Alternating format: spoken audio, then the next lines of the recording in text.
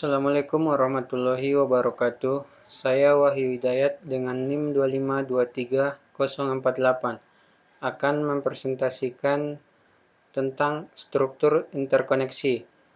Struktur interkoneksi adalah kerangka kerja yang menghubungkan berbagai komponen dalam suatu sistem, memastikan aliran informasi dan koordinasi yang efektif. Definisi struktur interkoneksi ini, yang pertama, sistem terhubung. Struktur interkoneksi membangun konektivitas antara bagian-bagian sistem, memungkinkan pertukaran data dan komunikasi yang lancar. Alur informasi. Sistem interkoneksi mengatur aliran informasi dan umpan balik antara komponen, memastikan proses berjalan efisien. Koordinasi terintegrasi. Struktur interkoneksi mengintegrasikan berbagai elemen, memfasilitasi kolaborasi dan pengambilan keputusan yang terpadu. Komputer ini merupakan suatu jaringan yang tersusun dari bentuk komponen-komponen atau modul-modul dasar. Kumpulan komponen tersebut berbentuk suatu lintasan dan disebut struktur interkoneksi. Komponen-komponen atau modul-modul tersebut terdiri dari CPU atau Central Processing Unit, memori, dan input atau output. Yang pertama, memori. Memori umumnya terdiri dari N word yang memiliki panjang yang sama. Masing-masing word diberi alamat numerik yang unik, 0,1, N-1. Sifat operasinya ditandai oleh signal-signal kontrol read and write. Yang kedua, CPU atau Central Processing Unit. Bertugas membaca instruksi dan data, menulis data setelah diolah, dan menggunakan signal-signal kontrol untuk mengontrol operasi sistem secara keseluruhan, juga menerima signal-signal interrupt. Input atau output. Ini berfungsi yang hampir sama dengan memori, mempunyai operasi yaitu baca dan tulis.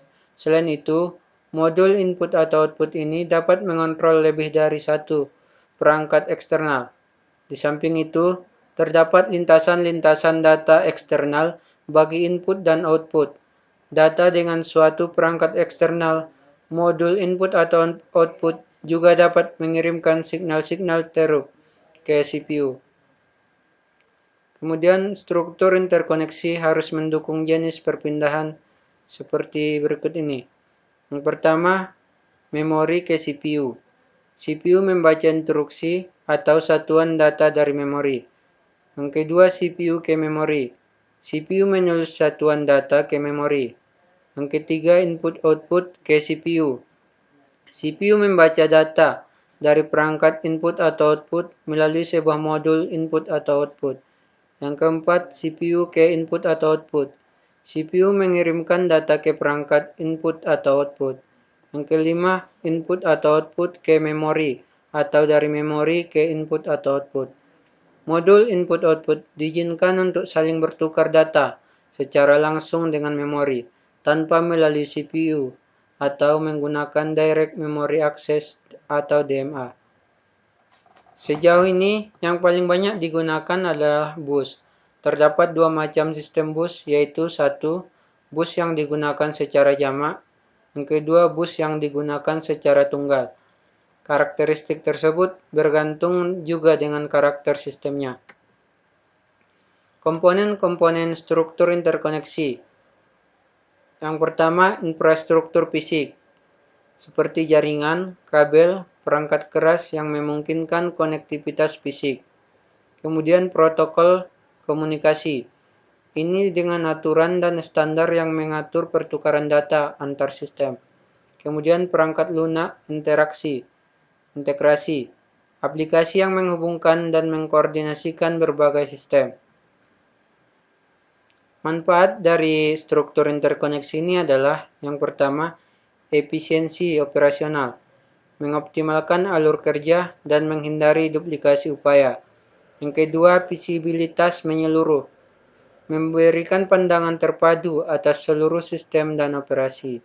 Yang ketiga, pengambilan keputusan cerdas, memungkinkan analisis data terkini untuk keputusan yang lebih tepat.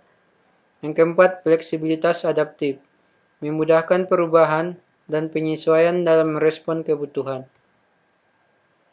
Tantangan yang biasa dialami dalam membangun struktur interkoneksi adalah 1. Kompleksitas integrasi, mengharmoniskan sistem dan protokol yang beragam.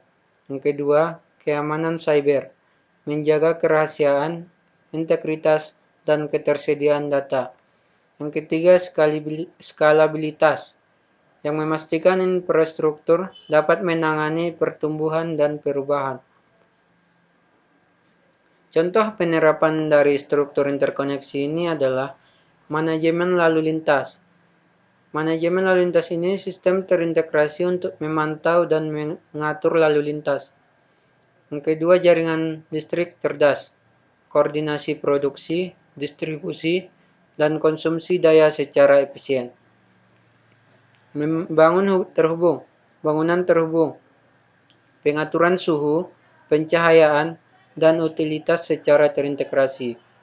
Kemudian layanan kesehatan, pengelolaan data pasien, dan koordinasi perawatan secara terpadu. Kemudian langkah-langkah mengimplementasikan struktur interkoneksi. Langkah pertama yaitu analisis kebutuhan, yaitu dengan mengidentifikasi sistem, proses, dan data yang perlu diintegrasikan. Langkah kedua, desain arsitektur, membangun kerangka interkoneksi yang selaras dengan tujuan. Langkah ketiga, pembangunan infrastruktur, yaitu dengan mengimplementasikan jaringan, protokol, dan aplikasi pendukung. Jadi, kesimpulan dari struktur interkoneksi ini adalah dapat meningkatkan efisiensi, visibilitas, dan fleksibilitas sistem, juga menghadapi tantangan kompleksitas, keamanan, dan skalabilitas. Sarannya adalah mengadopsi struktur interkoneksi secara integrasi, didukung perencanaan matang, dan manajemen perubahan yang efektif. Mungkin cukup sekian yang dapat saya sampaikan. Kurang lebihnya saya mohon maaf. Assalamualaikum warahmatullahi wabarakatuh.